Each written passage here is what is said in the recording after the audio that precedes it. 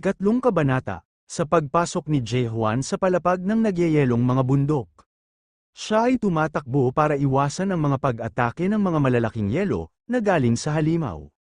Ikaw ay parang daga na wala nang mapuntahan, gusto mo na bang sumuko? Sambit ng nagyayelong dragon, ramdam ni Jae-hwan ang paglamig ng kanyang mga braso sa paglapit nito. Hindi ako sumusuko, baka ikaw ay napapagod na sa pakikipaglaban sa akin? Sambit ni Jae-hwan, at nang umatake uli ang dragon na lumikha ng malahamog na nyebe. At sinamantala ito ni Jae-hwan upang makapagtago sa isang yelong bato. Habang siya ay hinahanap ng dragon, ano ito na naman? Pagtataguan mo na naman ako at hahanapin kita, isip pang bata ang gusto mong laro. Sambit ng dragon, habang si Jae-hwan ay nakatago lang sa batong yelo. 10 taon na ang lumipas, nang napunta ako dito sa ika-siyam na palapag. Sa pang-78 palapag ay naranasan ko din ang maraming panganib. Ngunit di gaya dito sa ika-siyam na palapag, hindi maikukumpara sa mga ibang palapag. Pag-iisip ni Jae-hwan habang pinapagaling ang sarili. Ang boss dito ay nagngangalang Frost Dragon Velikises. Mahirap kung matamaan ka ng nagyayelong buga mula sa isang dragon. Dahil napakalamig nito at ang hangin ay nagiging manipis. Sabi nila pumunta ang mga uri nila dito sa nakalimutang mundo. Kung hindi lang dahil sa mga kagamitan ko, na iniwan ng ibang manlalakbay, maaring namatay na ako ng mahabang panahon.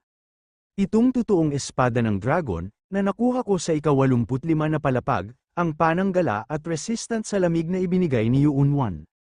At itong bracelet ng Hari ng Apoy, Han Soil, sambit ni Jae-hwan sa isipan habang naalala niya ang isang babae na parang nasa harapan niya. Kung naging malakas lang sana ako, ito ang inisip at binalik ang tanaw sa alaala ni Jae-hwan. Habang ganito siya, ay tinawag siya bigla ng panday. Napatugon si Jae-hwan, patawad may naalala lang ako bigla. Habang nagtanong uli si Jae, gusto mo bang subukan uli? Sambit ng panday, oo susubukan ko uli, at sa tingin ko mababasag ko na ito.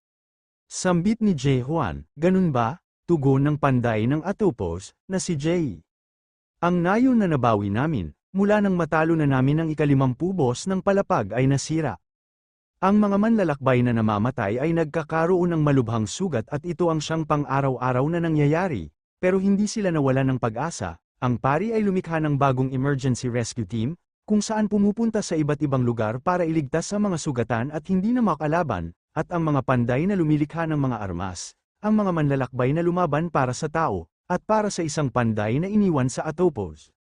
At ikaw yun Jae, at sa tingin ko ikaw na lang ang natitira dito. Sambit ni Jae-hwan, okay lang ito, at isa pa ikaw lang naman ang nag-iisang customer ko.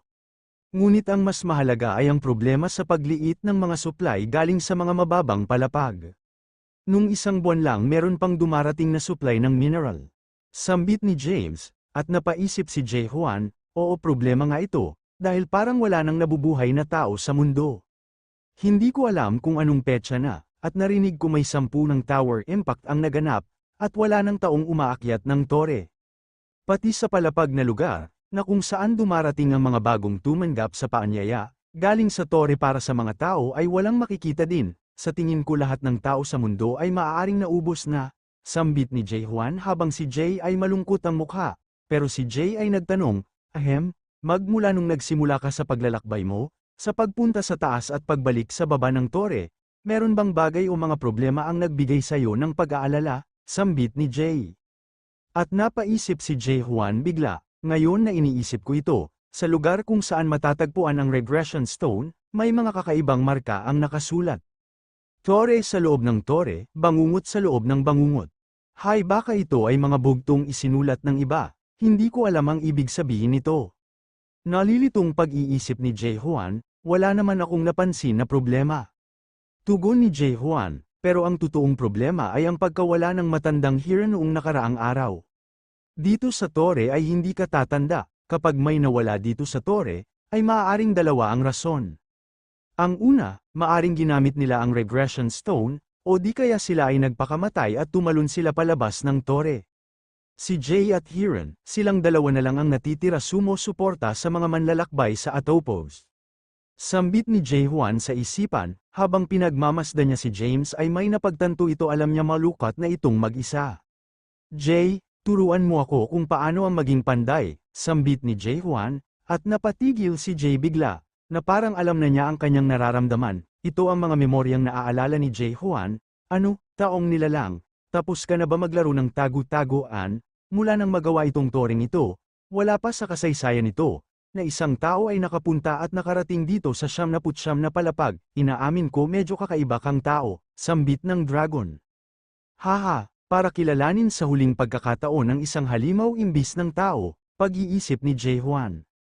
Kung ganun, oras na, para tapusin ka. Kinilala mo naman ako na isang malakas na nilalang upang makatapat mo, sambit ni Jae-hwan. Mahiya ka naman ng kunti dahil imposible ang iyong mga sinasabi, mayabang na tao, tugon ng dragon, hindi natin alam. Pero sa tingin ko hindi mo ito masasabi, at yung matigas na iyong kalasag na balat na pinagmamalaki mo, ay unti-unti nang nasira, sambit ni Jae-hwan, napakayabang mo, hindi pa ako tapos na paglaruan ka, sambit ng dragon habang umaatake, at sinalubong ito ng harapan ni Jae-hwan.